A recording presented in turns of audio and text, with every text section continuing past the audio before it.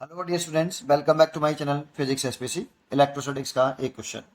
The electric field in a region is given by E vector equal to 2/5 E nought I cap plus 3/5 E nought J cap with E vector 4 into 10³ newton per coulomb. The flux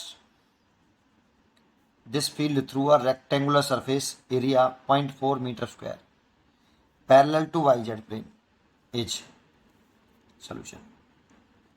तो पहले एक parallel to Y Z plane का मतलब क्या है? Y Z plane समझते हैं सब। वाई जेड प्लेन एक ऐसा प्लेन सरफेस है जो वाई और जेड के पैरेलल है और एक्स इस प्लेन सरफेस के परपेंडिकुलर है। X axis y Z plane है तो वाई और जेड इस प्लेन सरफेस के पैरेलल होगी और एक्स एक्सिस इस प्लेन सरफेस के परपेंडिकुलर होगी। ठीक है, तो क्वेश्चन समझते हैं। जैसे मैं अगर ये बना लूं कि ये एक्स एक्सिस है और ये वाई एक्सिस है और जेड एक्सिस ऐसे है, आपकी जेड एक्सिस ऐसे है इस तरीके से। ठीक है, तो या फिर इस तरह से बना सकते हो, लेकिन एक्चुअल में होती है ऐसे है। ठीक है, अब इसमें वाई जेड एक प्लेन सरफेस के, देखो इस वाई जेड ये हो गया बेटा, ये सरफेस वाई जेड प्लेन हो जाएगा ये वाला, क्योंकि ये वाई एक्सेस इसके पैरेलल हो गई। देखो ये वाई एक्सेस हो गई और जेड एक्सेस ऐसे हो गई, ये पैरेलल हो गई और एक्स एक्सेस इसके परपेंडिकुलर हो गई। तो एक प्लेन लेना है जो वाई जेड सरफेस के पैरेलल हो। तो मैंने एक ये प्लेन सरफेस ले लिया इस तरह से। ये जो सरफेस है वो वाई जेड प्लेन के पैरेलल है, ये कुछ इस तरह से बेटा है, इस तरह से है ना। और ये एक्स एक्सिस इसके परपेंडिकुलर हो गया और वाई एक्सिस इसके पैरेलल हो गया, जेड एक्सिस भी इसके पैरेलल हो गया, है ना। तो एक वाई जेड प्लेन है ये आपका, उसके पैरेलल एक प्लेन है। इसका एरिया हमें दे रखा है 0.4 मीटर स्क्वायर। एरिया की जो डायरेक्शन होती है, किसी भी एरिया की जो डायरेक्शन होती है वो प्लेन सरफेस के परपेंडिकुलर आउटवर्ड होती है। और ये प्लेन वाई जेड प्लेन है, इसके परपेंडिकुलर एक्स एक्सिस है, इसीलिए एरिया की डायरेक्शन भी प्लेन सरफेस के परपेंडिकुलर होती है और बाहर की तरफ होती है। ये एरिया की डायरेक्शन हो गई जो अलोंग एक्स एक्सिस आई।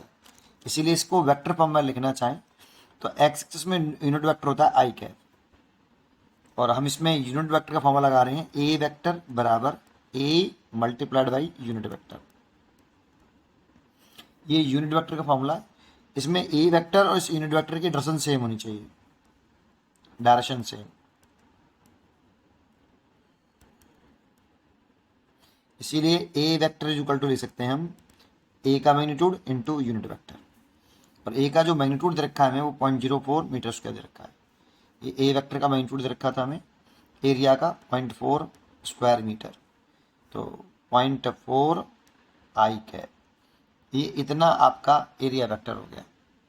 इलेक्ट्रिक फील्ड हमें जो दे रखा है उसके दो कंपोनेंट है बेटा, एक 2/5 ई नॉट, ये I component, that means X component हो गया ये, और 3/5 ई नॉट जे कैप, ये वाई कंपोनेंट हो गया। लेकिन ये इलेक्ट्रिक फील्ड कांस्टेंट है, आप इसको देखिए, कांस्टेंट इलेक्ट्रिक फील्ड है बेटा ये। ठीक है, तो इसका एक एक्स कंपोनेंट है ऐसे, एक्स कंपोनेंट, और एक वाई कंपोनेंट है इस तरह से।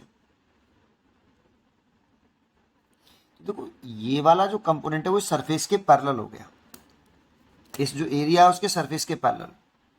जब सरफेस के या प्लेन के पैरेलल इलेक्ट्रिक फील्ड होता है तो फ्लक्स जीरो होता है, क्योंकि ये इलेक्ट्रिक फील्ड लाइन से सरफेस को काट नहीं रही, सरफेस से टच करके चल रही है और ये काटते हुए चल रही है, तो electric flux due to this component की वजह से होगा। पर इस तरह से कर रही है मत सोचिए, बस इतना समझाने के लिए तो बोला। A vector is equal to direct लिखिए आप 0.4 I cap plus 0 J cap, क्योंकि इलेक्ट्रिक फील्ड कांस्टेंट है इसलिए आप फाई डायरेक्ट लगा सकते हो, E vector dot area vector. ये हमें तब लगाना चाहिए जब इलेक्ट्रिक फील्ड कांस्टेंट हो, फाई बराबर ई ए कॉस थीटा। ये फॉर्मूला हम तब लगाते हैं जब आपका इलेक्ट्रिक फील्ड कांस्टेंट हो। अगर इलेक्ट्रिक फील्ड वेरिएबल होता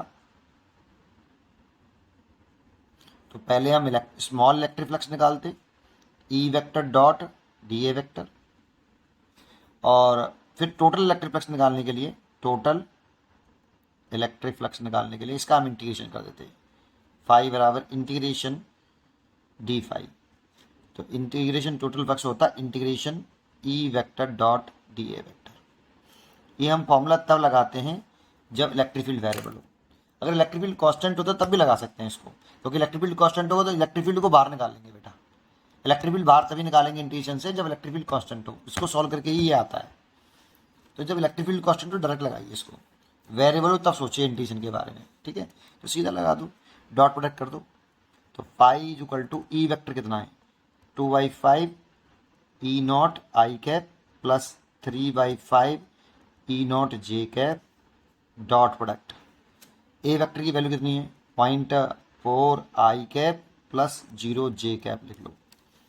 अब डॉट प्रोडक्ट कर लीजिए, आई का आई के साथ करते हैं, जे का जे के साथ, बाकी का आई का जे के साथ करेंगे तो परपेंडिकुलर हो जाएंगे, और दो परपेंडिकुलर वेक्टर होते हैं उनका डॉट प्रोडक्ट 0 होता है, इसलिए आई का आई के साथ करिए, जे का जे के साथ करिए। तो करिए, ये हो गया 2/5 ई नॉट और इधर हो गया 0.4 और इसका हो जाएगा 0, 3/5 ई नॉट इंटू 0। आई का आई के साथ किया, जे का जे के साथ किया, तो ये कितना हो गया बेटा आपका। इस पॉइंट को उठाएंगे तो यहाँ नीचे 0 हो जाएगा, 50 हो जाएगा। और ई नॉट की वैल्यू हमें क्वेश्चन में गिवन है कितनी 4 × 10⁻³ न्यूटन पर कूलम, इसलिए इसकी जगह पे लिख दो 4 × 10⁻³ Newton per coulomb E not की वैल्यू, और ये 4 है ना। तो सॉल्व कर लो, 2 से आपका ये कट गया 25 बार और ये हो गया 16/25 और इंटू इसे लिख सकते हैं हम 1000 ऐसे, और 25 से काट लीजिए आप इसे, तो 25 40 बार कट गया और 40 का मल्टीप्लाई कर लीजिए 0 24 2 और 4 × 4 और 2 6।